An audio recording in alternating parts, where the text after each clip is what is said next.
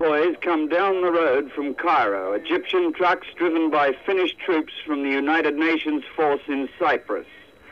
Once they are passed through the Israeli lines, the trucks are allowed, one at a time, to drive to a UN post half a mile away on the west bank of the Suez Canal. There, Israeli and Egyptian officers stand side by side on the roof of a UN dugout, watching the supplies being loaded aboard amphibious Egyptian armoured troop carriers for the short trip across the waterway. On both banks of the canal, the Israelis and the Egyptians keep watch on each other, while United Nations officers supervise the operation.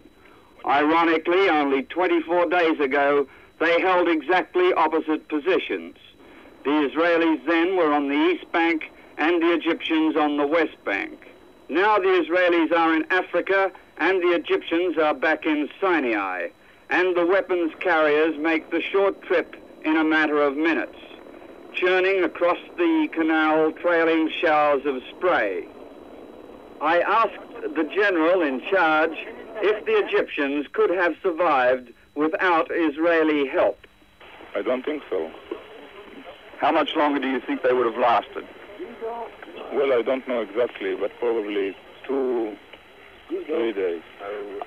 Are you unhappy about giving them supplies? Personally, I'm unhappy.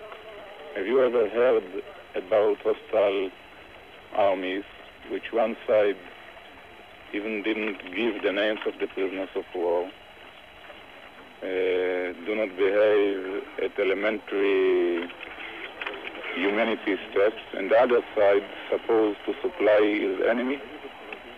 Would you rather destroy them? Of course.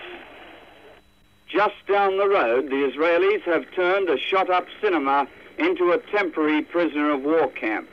The Egyptian prisoners sit swatting flies. Among them is this wounded man, captured today with a gangrenous leg wound. A young Egyptian doctor, himself captured only 3 days ago, is helping the Israelis to